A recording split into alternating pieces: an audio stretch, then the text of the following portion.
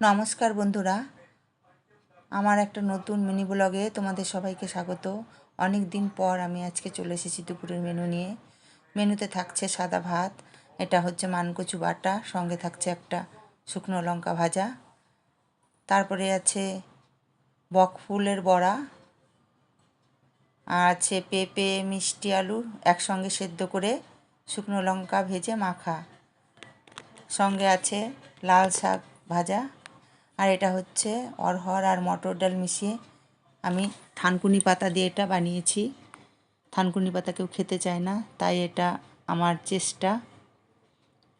আছে পটল আলুর তরকারি, আর আছে মিক্স জলপাইয়ের আচার।